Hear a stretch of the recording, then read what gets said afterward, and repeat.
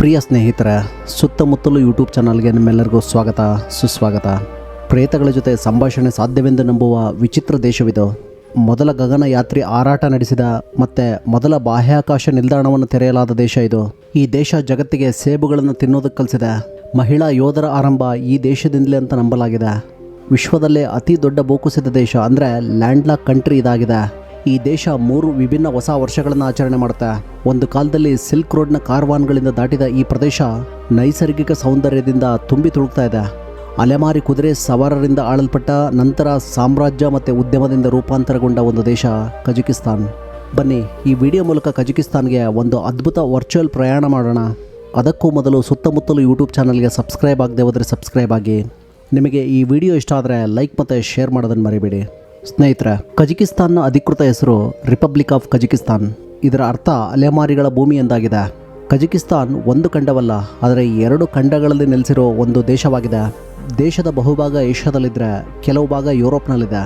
ಅದಕ್ಕಾಗಿಯೇ ಈ ದೇಶವನ್ನು ಯುರೇಷಿಯಾ ಅಂತ ಕರೀತಾರೆ. ಅದರ ಉತ್ತರದಲ್ಲಿ ರಷ್ಯಾ, ಪೂರ್ವದಲ್ಲಿ ಚೀನಾ, ಕಿರ್ಗಿಸ್ತಾನ್, ಉಜ್ಬೇಕಿಸ್ತಾನ್ ಮತ್ತು ದಕ್ಷಿಣದಲ್ಲಿ ತುರ್ಕಮೆನಿಸ್ತಾನ್. ಕಜಕಿಸ್ತಾನ್ನ ನೆರೆಯ ದೇಶ ಮಂಗೋಲಿಯಾ ಆಗಿದೆ. ಶತಮಾನಗಳವರೆಗೆ ಈ ತೆರೆದ ಸ್ಥಳಗಳು ಯುರೋಪ್ ಮತ್ತು ಏಷ್ಯಾವನ್ನು ಸಂಪರ್ಕಿಸುವ ನೈಸರ್ಗಿಕ ಹೆದ್ದಾರಿಯಾದ ಗ್ರೇಟ್ ಯುರೇಷಿಯನ್ ಸ್ಟೆಫೆ ಕಾರಿಡಾರ್ನ ಭಾಗವಾಗಿದ್ವು. ಈ ಕಾರವಾನ್ಗಳು ರೇಷ್ಮೆ, ಮಸಾಲೆಗಳು ಮತ್ತು ಧರ್ಮವನ್ನು ಹೊತ್ಕೊಂಡು ಈ ಪ್ರದೇಶದಾದ್ಯಂತ ಸಿಲ್ಕ್ ರೋಡ್ನಲ್ಲಿ ಪ್ರಯಾಣ ಮಾಡ್ತಾಯಿದ್ರು. ಅಲೆಮಾರಿ ಟರ್ಕಿಯ ಬುಡಕಟ್ಟು ಜನಾಂಗದವರು ಈ ಪ್ರದೇಶದಲ್ಲಿ ಹೆಚ್ಚು ಪ್ರಾಬಲ್ಯವನ್ನು ಸಾಧಿಸಿದ್ರು. 8 ಮತ್ತು 9ನೇ ಶತಮಾನದಲ್ಲಿ ಅರಬ್ಬರು ದಕ್ಷಿಣ ಕಜಕಿಸ್ತಾನ ಕೆಲವು ಭಾಗಗಳನ್ನು ವಶಪಡಿಸಿಕೊಂಡು ಇಸ್ಲಾಂ ಧರ್ಮವನ್ನು ಪರಿಚಯಿಸಿದರು. 13ನೇ ಶತಮಾನದಲ್ಲಿ ಗೆಂಗಿಸ್ ಖಾನ್ ನೇತೃತ್ವದಲ್ಲಿ ಮಾಂಗೋಲಿಯನ್ ಸಾಮ್ರಾಜ್ಯ ಗ್ಲೆಂಡಾವನ್ನು ವಶಪಡಿಸಿಕೊಳ್ತು. 15ನೇ ಶತಮಾನದ ಅಂತ್ಯದವರೆಗೆ ಶಕ್ತಿಶಾಲಿ ಮಾಂಗೋಲ್ ಸಾಮ್ರಾಜ್ಯ ಈ ದೇಶವನ್ನು ಆಳುತ್ತೆ. ನಂತರ 19ನೇ ಶತಮಾನದವರೆಗೆ ಕಜಕ್ ಖಾನೆಟ್ ಇಲ್ಲಿ ಆಳುತ್ತೆ.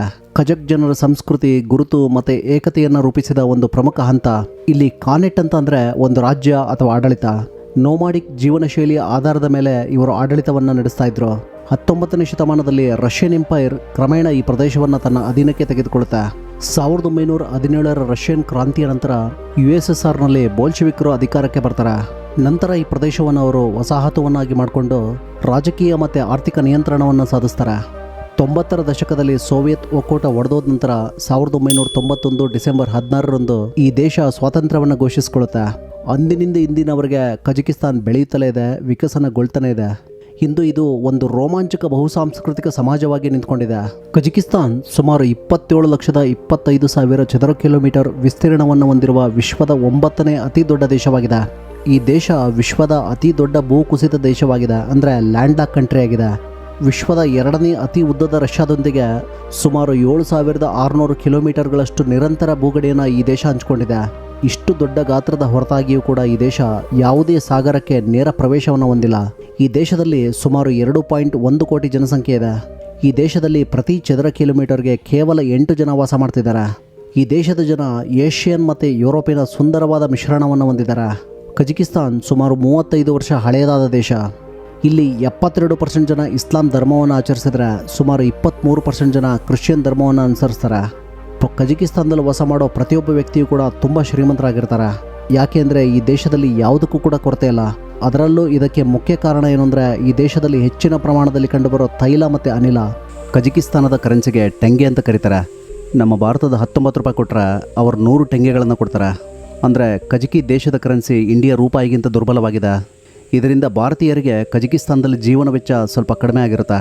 2025-26ರ ಆರ್ಥಿಕ ವರ್ಷದಲ್ಲಿ ಈ ದೇಶದ ಪರ್ ಕ್ಯಾಪಿಟಲ್ ಇನ್ಕಮ್ ಸುಮಾರು $13,000 ಈ ದೇಶದ ಅಧಿಕೃತ ಭಾಷೆ ಕಜಕ್ ಮತ್ತು ರಷ್ಯನ್ ಆಗಿದೆ.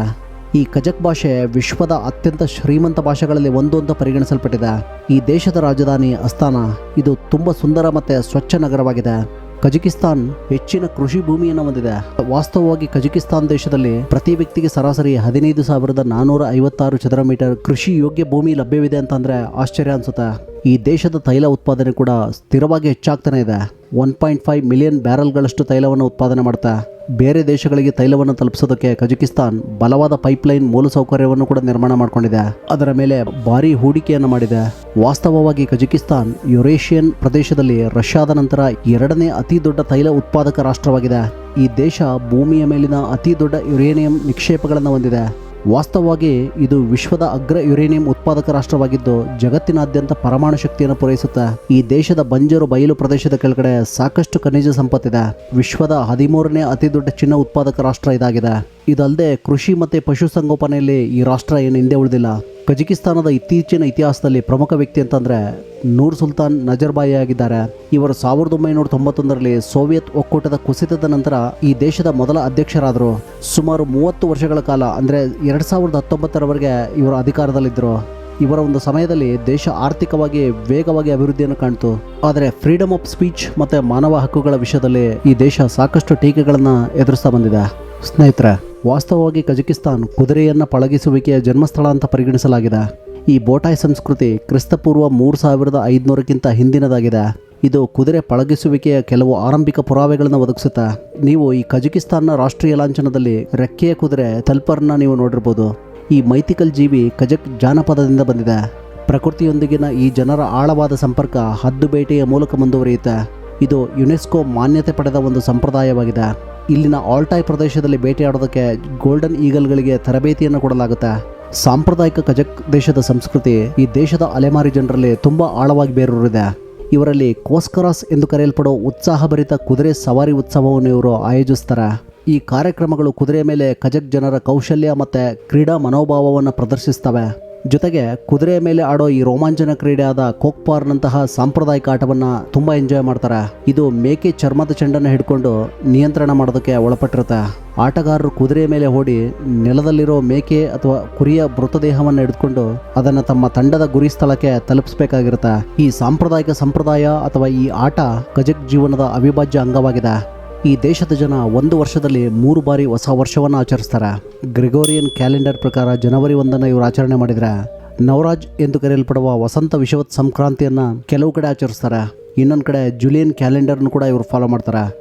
ಒಟ್ಟಾರೆಯಾಗಿ ಇಲ್ಲಿ ಹೊಸ ವರ್ಷ 1 ಬಾರಿ ಅಲ್ಲ 3 ಬಾರಿ ಬರುತ್ತೆ. ಸ್ನೇಹಿತರೆ, ಕಜಕಿಸ್ತಾನ್ ವಿಶ್ವದ ಮುಸ್ಲಿಂ ರಾಷ್ಟ್ರಗಳಲ್ಲಿ ಒಂದಾಗಿದ್ದರೂ ಕೂಡ ಅಲ್ಲಿ ಮಹಿಳೆಯರು ತಮ್ಮದೇ ಆದ ರೀತಿಯಲ್ಲಿ ಬದುಕೋದಕ್ಕೆ ಸಂಪೂರ್ಣ ಸ್ವಾತಂತ್ರ್ಯವನ್ನು ಹೊಂದಿದ್ದಾರೆ. ಇಲ್ಲಿ ಮಹಿಳೆಯರನ್ನ ತುಂಬ ಶ್ರಮಶೀಲರು ಅಂತ ಪರಿಗಣಿಸಲಾಗುತ್ತೆ. ಮಹಿಳೆಯರಿಗೆ ಪುರುಷರಂತೆ ಇಲ್ಲಿ ಸಮಾನ ಹಕ್ಕುಗಳಿದ್ದಾವೆ. ಅವರನ್ನ ಗೌರವಿಸಲಾಗುತ್ತೆ. ಕಜಕಿಸ್ತಾನ್ನ ಮಹಿಳೆಯರನ್ನ ವಿಶ್ವದ ಅತ್ಯಂತ ಸುಂದರ ಮಹಿಳೆಯರೆಂದು ಪರಿಗಣಿಸಲಾಗಿದೆ. ಇಲ್ಲಿನ ಮಹಿಳೆಯರು ತುಂಬ ಆಕರ್ಷಕ ಮತ್ತು ಮಾದಕ ವ್ಯಸನಿಗಳು ಅಂತ ಹೇಳಲಾಗುತ್ತೆ. ರಷ್ಯಾ ಫ್ಯಾಷನ್ ವೀಕ್ ಮತ್ತು ಪ್ರಪಂಚದಾದ್ಯಂತ ನಡೆಯುವ ವಿವಿಧ ಫ್ಯಾಷನ್ ವೀಕ್ಗಳಲ್ಲಿ ನೀವು ಕಜಕ್ ಮಹಿಳೆಯರ ವೈಭವವನ್ನು ನೋಡ್ಬೋದು. ಈ ದೇಶದಲ್ಲಿ ನಡೆದ ಪುರಾತತ್ವ ಶಾಸ್ತ್ರದ ಉತ್ಖನನದಲ್ಲಿ ಕಂಡುಬರುವ ಪುರಾವೆಗಳಿಂದ ಕಜಕಿಸ್ತಾನ್ ಮಹಿಳಾ ಯೋಧರ ದೇಶವಾಗಿತ್ತು ಅಂತ ತಿಳಿದು ಬಂದಿದೆ. ಪ್ರಪಂಚದಲ್ಲಿ ಮಹಿಳಾ ಯೋಧರನ್ನು ಪ್ರಾರಂಭಿಸಿದ ಮೊದಲ ರಾಷ್ಟ್ರ ಕಜಕಿಸ್ತಾನ್ ಆಗಿದೆ. ಸ್ನೇಹಿತರೆ, ವಿಶ್ವದ ಮೊದಲ ಮತ್ತು ಅತಿ ದೊಡ್ಡ ಬಾಹ್ಯಾಕಾಶ ಉಡಾವಣಾ ಕೇಂದ್ರಗಳಲ್ಲಿ ಒಂದನ್ನು ಕಜಕಿಸ್ತಾನದಲ್ಲಿ ನಿರ್ಮಿಸಲಾಗಿದೆ. ಮೊದಲ ಉಪಗ್ರಹ ಸ್ಪುಟ್ನಿಕ್ನ ಮೊದಲ ಉಡಾವಣೆ ಮತ್ತು ಯೂರಿ ಗಾಗರಿನ್ ಮೊದಲ ಮಾನವ ಸಹಿತ ಕಕ್ಷೆಯ ಹಾರಾಟ ನಡೆದ ಸ್ಥಳ ಇದು. ಈ ಸ್ಥಳವನ್ನು 2050ರವರೆಗೆ ರಷ್ಯಾ ಗುತ್ತಿಗೆಗೆ ಪಡ್ಕೊಂಡಿದೆ. ಕಜಕಿಸ್ತಾನದಲ್ಲಿರೋ ಈ ಬೈಕ್ನೂರ್ ಕಾಸ್ಮೋಡ್ರೋಮ್ಗೆ ನೀವು ಭೇಟಿ ನೀಡಬೇಕು ಅಂತಂದರೆ ನೀವು ರಷ್ಯಾದ ವೀಸಾವನ್ನು ಪಡೆಯಬೇಕಾಗುತ್ತೆ. ಅಧಿಕೃತವಾಗಿ ಮಾನವ ಬಾಹ್ಯಾಕಾಶವನ್ನು ಮುಟ್ಟಿದ ಸ್ಥಳ ಅಮೆರಿಕ ಅಲ್ಲ, ರಷ್ಯಾ ಅಲ್ಲ, ಅದು ಕಜಕಿಸ್ತಾನದ ಮಣ್ಣಿನಿಂದಲೇ. 1955ರಲ್ಲಿ ಆರಂಭಗೊಂಡ ಇದು ಆಗ ಸೋವಿಯತ್ ಯೂನಿಯನ್ನ ನಿಯಂತ್ರಣದಲ್ಲಿತ್ತು. ಇಲ್ಲಿಂದಲೇ 1971ರಲ್ಲಿ ವಿಶ್ವದ ಮೊದಲ ಸ್ಪೇಸ್ ಸ್ಟೇಷನ್ ಸಲಾಯಿತ್ 1 ಉಡಾಯಿಸಲಾಯಿತು. ಕಜಕಿಸ್ತಾನ್ ದೇಶವನ್ನು ಸೇಬಿನ ಮೂಲ ನೆಲ ಅಂತ ಕರೆಯಲಾಗುತ್ತೆ. ಅಂದರೆ ಜಗತ್ತಿನಲ್ಲಿ ನಾವು ತಿನ್ನೋ ಸೇಬುಗಳ ಮೂಲ ಪ್ರಭೇದ ಮಾಲಸ್ ಸೀವರ್ಸಿ ಇದೇ ಕಜಕಿಸ್ತಾನದಲ್ಲೇ ಕಂಡುಬಂದಿದ್ದು. ಕಜಕಿಸ್ತಾನದ ಹಳೆಯ ರಾಜಧಾನಿ ಅಲ್ಮಾತಿಯನ್ನು ಸೇಬಿನ ನಗರ ಅಂತ ಕರೆಯಲಾಗುತ್ತೆ. ಅಲ್ಮಾತಿ ಎನ್ನುವ ಪದದ ಅರ್ಥವೇ ಆ್ಯಪಲ್ ಸಿಟಿ ಅಂತ ಆಗಿದೆ. ಇಲ್ಲಿನ ಪರ್ವತ ಪ್ರದೇಶಗಳಲ್ಲಿ ಸಾವಿರಾರು ವರ್ಷಗಳಿಂದ ಕಾಡು ಸೇಬುಗಳು ಬೆಳೀತಾ ಇದೆ. ಈ ದೇಶದ ಜನರಲ್ಲಿ ಸೇಬು ಹಣ್ಣು ಬಹಳ ಜನಪ್ರಿಯವಾಗಿದೆ. ಈ ದೇಶದ ಜನರಲ್ಲಿ ಒಂದು ಕುತೂಹಲಕಾರಿ ವಿಚಾರವೇನು ಅಂದರೆ ಇವರು ತುಂಬ ಮೂಢನಂಬಿಕೆಯನ್ನು ಇಟ್ಕೊಂಡಿದ್ದಾರೆ. ಈ ದೇಶದ ಜನ ಮನೆಯಲ್ಲಿ ಶಿಳ್ಳೆ ಹೊಡೆಯೋದನ್ನು ಇಷ್ಟಪಡೋದಿಲ್ಲ. ಶಿಳ್ಳೆ ಹೊಡೆಯೋದ್ರಿಂದ ಮನೆಯಲ್ಲಿ ಬಡತನ ಬರುತ್ತೆ ಅಂತ ಇವ್ರು ನಂಬ್ತಾರೆ. ಕಜಕ್ಸ್ತಾನದಲ್ಲಿ ಸಂಸ್ಕೃತಿ ಮತ್ತು ಪರಂಪರೆ ಎಷ್ಟು ಗಟ್ಟಿಯಾಗಿದೆ ಅಂತಂದರೆ ಶಿಳ್ಳೆ ಹೊಡೆಯೋದ್ರಿಂದ ಆ ಮನೆಯ ಹಣ ಹೊರಗಡೆ ಹೋಗುತ್ತೆ ಅಂತ ಇವ್ರು ನಂಬ್ತಾರೆ. ಬಡತನ ಬರುತ್ತೆ ಅಂತ ನಂಬ್ತಾರೆ. ಇದು ಕೇವಲ ಕಜಕಿಸ್ತಾನದಲ್ಲಿ ಅಷ್ಟೇ ಅಲ್ಲ, ಈ ತರಹದ ನಂಬಿಕೆಗಳು ಸೋವಿಯತ್ ಯೂನಿಯನ್ ಸಮಯದಿಂದಲೂ ಕೂಡ ಮಧ್ಯ ಏಷ್ಯಾ ಸಂಸ್ಕೃತಿಗಳಲ್ಲಿ ಎದ್ದು ಕಾಣಿಸುತ್ತೆ. ಕಜಕಿಸ್ತಾನದಲ್ಲಿ ಕುದುರೆ ಸಂಸ್ಕೃತಿ ಎಷ್ಟು ಗಾಢವಾಗಿದೆ ಅಂತಂದರೆ ಅದನ್ನು ಪ್ರತಿಬಿಂಬಿಸೋ ಒಂದು ವಿಚಿತ್ರ ಮತ್ತು ರೋಚಕ ಆಟ ಇದೆ. ಈ ಆಟಕ್ಕೆ ಕೈಸ್ಕೋ ಅಂತ ಕರೀತಾರೆ. ಈ ಆಟದಲ್ಲಿ ಒಬ್ಬ ಹುಡುಗ ಮತ್ತು ಹುಡುಗಿ ಕುದುರೆ ಮೇಲೆ ಓಟವನ್ನು ನಡೆಸ್ತಾರೆ. ಮೊದಲಿಗೆ ಹುಡುಗಿ ಮುಂಚೆ ಓಡ್ತಾಳೆ, ಹುಡುಗ ಅವಳನ್ನು ಹಿಂಬಾಲಿಸ್ತಾನೆ. ಹುಡುಗ ಅವಳನ್ನು ಹಿಡಿದ್ರೆ ಅವನು ಆಕೆಯನ್ನು ಮುದ್ದಾಗಿ ಕಿಸ್ ಮಾಡುವ ಅಥವಾ ತಬ್ಬಿಕೊಳ್ಳುವ ಅವಕಾಶವನ್ನು ಪಡಿತಾನೆ. ಆದರೆ ಹುಡುಗಿ ತಪ್ಪಿಸ್ಕೊಂಡ್ರೆ ಹಿಂದಿರುಗುವಾಗ ಅವಳು ಹುಡುಗನನ್ನು ಹಿಂಬಾಲಿಸಿ ಅವನನ್ನು ಚಾಟಿಯಿಂದ ಹೊಡಿತಾಳೆ. ಇದು ಪ್ರೇಮ ಮತ್ತು ಹಾಸ್ಯದ ಒಂದು ಸಂಯೋಜನೆ ಆಗಿದೆ. ಇದು ಆ ದೇಶದ ನೋಮಾಡಿಕ್ ಸಂಸ್ಕೃತಿಯ ಒಂದು ಭಾಗ ಆಗಿದೆ. ಸಾಮಾನ್ಯವಾಗಿ ವಿಶೇಷ ಹಬ್ಬಗಳು ಮತ್ತು ಉತ್ಸವಗಳಲ್ಲಿ ಈ ದೇಶದಾದ್ಯಂತ ನಾವು ಇದನ್ನು ಕಾಣ್ಬೋದು. ಈ ದೇಶದಲ್ಲಿ ಅರ್ಧ ಸರೋವರದಲ್ಲಿ ತಾಜಾ ನೀರಿರುತ್ತೆ, ಇನ್ನು ಅರ್ಧ ಸರೋವರದಲ್ಲಿ ಉಪ್ಪು ನೀರಿರುತ್ತೆ. ಇಂತಹ ಒಂದು ವಿಚಿತ್ರ ಪ್ರಕೃತಿ ಅದ್ಭುತದ ಬಗ್ಗೆ ನೀವೆಲ್ಲಾದರೂ ಕೇಳಿದ್ದೀರಾ? ಈ ರೀತಿಯಾದ ಒಂದು ಅಚ್ಚರಿಯ ಸ್ಥಳ ಈ ಕಜಕಿಸ್ತಾನದಲ್ಲಿದೆ. ಅದಕ್ಕೆ ಲೇಕ್ ಬಲ್ಕಶ್ ಅಂತ ಕರೀತಾರೆ. ಈ ಸರೋವರ 2 ವಿಭಿನ್ನ ಭಾಗಗಳಾಗಿ ವಿಭಜನೆ ಆಗಿದೆ. ಇದರ ಪಶ್ಚಿಮ ಭಾಗ ತಾಜಾ ನೀರಿನಿಂದ ಕೂಡಿದ್ರೆ ಪೂರ್ವ ಭಾಗ ಉಪ್ಪು ನೀರಿನಿಂದ ಕೂಡಿರುತ್ತೆ. ಇದರ ಮಧ್ಯದಲ್ಲಿ ಒಂದು ಸಣ್ಣ ಜಲಮಾರ್ಗ ಇದೆ. ಇದರ ಮೂಲಕ ಈ ಸರೋವರದಲ್ಲಿ ನೀರು ಒಳಗಡೆ ಹರಿಯುತ್ತೆ. ಇದನ್ನು ಒಂದು ರೀತಿಯಾಗಿ ಅಪರೂಪದ ಸರೋವರ ಅಂತ ಹೇಳ್ಬೋದು. ಈ ರೀತಿಯ ವೈಶಿಷ್ಟ್ಯವನ್ನು ಹೊಂದಿರುವ ಸರೋವರಗಳು ಪ್ರಪಂಚದಲ್ಲಿ ಅತಿ ವಿರಳವಾಗಿದ್ದಾವೆ. ಸ್ನೇಹಿತರೆ, ಈ ದೇಶದಲ್ಲಿ ಒಂದು ಸಮುದ್ರವೇ ಮುಚ್ಚೋಗಿದೆ ಅಂತಂದರೆ ಅಥವಾ ಅಳಿಸೋಗಿದೆ ಅಂದರೆ ನಿಮಗೆ ಆಶ್ಚರ್ಯ ಆಗುತ್ತೆ. ಒಂದು ಕಾಲದಲ್ಲಿ ವಿಶ್ವದ 4ನೇ ಅತಿ ದೊಡ್ಡ ಸರೋವರವಾಗಿದ್ದ ಒಂದು ಸಮುದ್ರ ಇಂದು ಮರುಭೂಮಿಯಾಗಿ ಮಾರ್ಪಟ್ಟಿದೆ.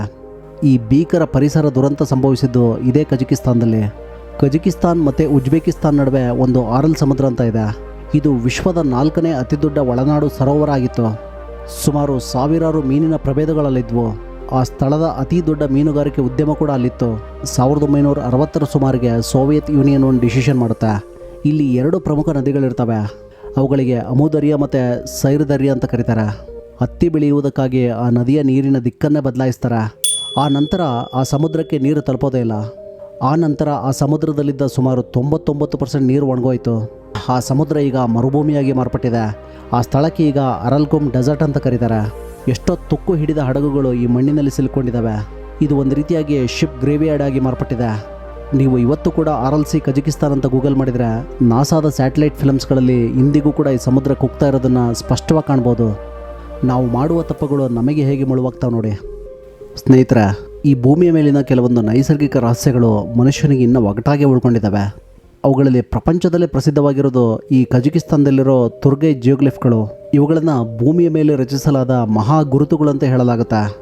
ಇವು ಒಂದು ರೀತಿಯಾದ ವೃತ್ತಗಳು, ಚೌಕಗಳು ಮತ್ತು ಕ್ರಾಸ್ ಆಕಾರಗಳಲ್ಲಿರ್ತವೆ. ಕೆಲವೊಂದು ಕಡೆ ಸ್ವಸ್ತಿಕ್ತಂತೆ ಇರ್ತವೆ. ಇವು ಈ ದೇಶದ ವಿಶಾಲವಾದ ಹುಲ್ಲುಗಾವಲುಗಳಲ್ಲಿ ನಿರ್ಮಿಸಲಾದ ಬೃಹತ್ ಭೂ ಆಕೃತಿಗಳಾಗಿದ್ದಾವೆ. ಇವುಗಳು ಸುಮಾರು 2000ದಿಂದ 8000 ವರ್ಷಗಳಷ್ಟು ಹಳೆಯವು ಅಂತ ಹೇಳಲಾಗುತ್ತೆ. ಇವುಗಳು ಭೂಮಿಯ ಮೇಲೆ ನಿಂತು ನೋಡಿದರೆ ಕಾಣೋದೇ ಇಲ್ಲ, ಆದರೆ ಆಕಾಶದಿಂದ ಅಥವಾ ಸ್ಯಾಟಲೈಟ್ನಿಂದ ಮಾತ್ರ ಸ್ಪಷ್ಟವಾಗಿ ಕಾಣಿಸ್ತವೆ. ತಜ್ಞರಿಗೆ ಇವುಗಳ ಬಗ್ಗೆ ನಿಖರವಾದ ಮಾಹಿತಿ ಇಲ್ಲವಾದರೂ ಕೂಡ ಇವುಗಳು ನೋಮಾಡಿಕ್ ಜನಾಂಗಗಳ ಗುರುತುಗಳು ಅಂತ ಹೇಳಲಾಗುತ್ತೆ. ಸೂರ್ಯ ಮತ್ತು ಆಕಾಶದೊಂದಿಗಿನ ಮಾನವನ ಸಂಬಂಧಗಳನ್ನು ಇವು ಸಂಕೇತಿಸ್ತವೆ ಅಂತ ಹೇಳಲಾಗುತ್ತೆ. ಆದರೆ ಇವುಗಳ ಬಗ್ಗೆ ನಿಖರವಾದ ಮಾಹಿತಿ ಇನ್ನೂ ಸಿಕ್ಕಿಲ್ಲ. ಸ್ನೇಹಿತರೆ, ಕಜಕಿಸ್ತಾನ್ ಒಂದು ಮುಸ್ಲಿಂ ಬಹುಸಂಖ್ಯಾತ ದೇಶವಾಗಿದೆ. ಈ ಸುಂದರವಾದ ದೇಶದಲ್ಲಿ ಒಂದು ಸುಂದರವಾದ ಹಿಂದೂ ನಗರ ನಿರ್ಮಾಣವಾಗಿದೆ ಅಂದರೆ ನೀವು ಆಶ್ಚರ್ಯ ಪಡ್ತೀರಾ. ಈ ನಗರ ಅಲ್ಮಾಟಿ ಪ್ರದೇಶದ ಹತ್ತಿರ ಇದೆ. ಹಿಮದಿಂದ ಆವರಿಸಿರೋ ಟ್ರಾನ್ಸಿಲಿ ಅಲೋಟೋ ಪರ್ವತಗಳ ಪಕ್ಕದಲ್ಲಿ ಈ ನಗರ ಇದೆ. ಇಲ್ಲಿ ವಾಸ ಮಾಡೋ ಜನರಲ್ಲಿ ಕೆಲವರು ಕ್ರೈಸ್ತರಾಗಿದ್ದರು, ಕೆಲವರು ಮುಸ್ಲಿಮರಾಗಿದ್ದರು. ಆದರೆ ಅವರು ಸಂಪೂರ್ಣವಾಗಿ ಇವಾಗ ಹಿಂದೂ ಧರ್ಮವನ್ನು ಅಳವಡಿಸ್ಕೊಂಡಿದ್ದಾರೆ. ಇದು ಕಜಕಿಸ್ತಾನದ ಏಕೈಕ ಹಿಂದೂ ನಗರ ಅಂತ ಗುರುತಿಸ್ಕೊಳ್ಳುತ್ತೆ. ಕಳೆದ ಸುಮಾರು 7ರಿಂದ 8 ವರ್ಷಗಳಲ್ಲಿ ಇಲ್ಲಿನ ಜನರ ಜೀವನ ಶೈಲಿ ಸಂಪೂರ್ಣವಾಗಿ ಬದಲಾಗಿದೆ. ಈ ಸ್ಥಳದಲ್ಲಿ ಶ್ರೀಕೃಷ್ಣ ದೇವರ ವೃಂದಾವನ ಇದೆ. ಗೋಶಾಲೆಯನ್ನು ನಿರ್ಮಿಸಲಾಗಿದೆ.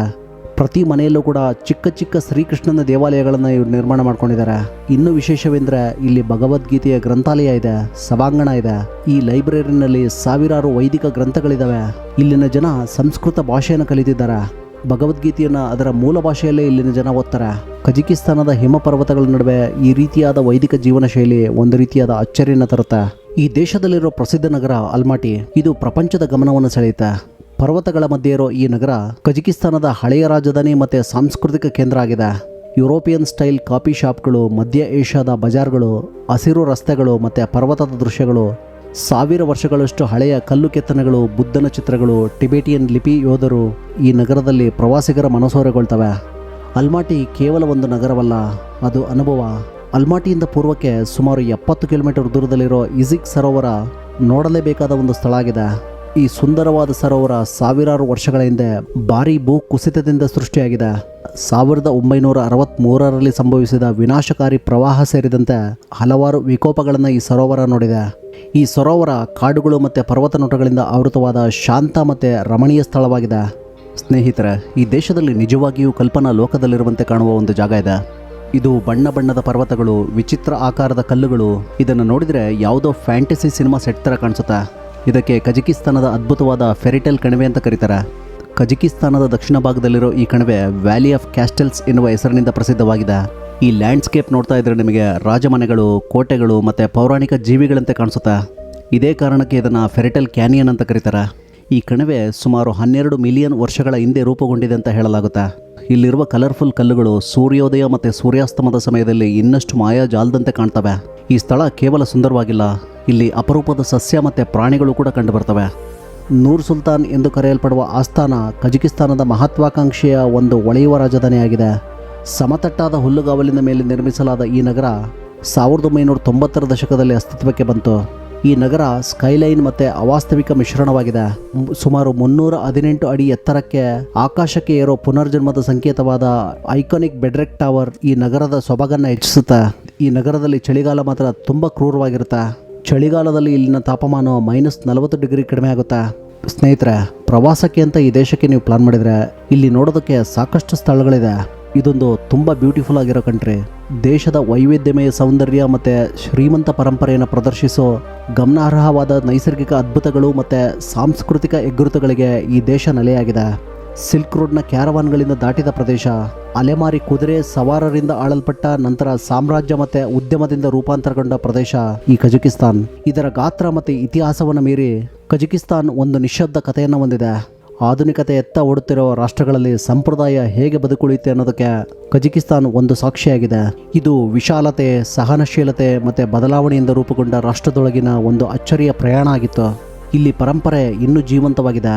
ಈ ದೇಶ ನಾವು ನಿರೀಕ್ಷಿಸುವುದಕ್ಕಿಂತಲೂ ವಿಭಿನ್ನವಾಗಿದೆ. ಈ ಕಜಕಿಸ್ತಾನ್ ವಿಡಿಯೋ ನಿಮಗೆ ಇಷ್ಟ ಆಗಿದ್ರೆ ಲೈಕ್ ಮಾಡೋದನ್ನು ಮರಿಬೇಡಿ. ಸುತ್ತಮುತ್ತಲು ಯೂಟ್ಯೂಬ್ ಚಾನಲ್ಗೆ ಸಬ್ಸ್ಕ್ರೈಬ್ ಆಗೋದನ್ನು ಮರಿಬೇಡಿ. ನಮ್ಮ ಮುಂದಿನ ವಿಡಿಯೋದಲ್ಲಿ ಮತ್ತೆ ಭೇಟಿಯಾಗೋಣ. ವೀಕ್ಷಿಸಿದ್ದಕ್ಕಾಗಿ ಧನ್ಯವಾದಗಳು. Take care.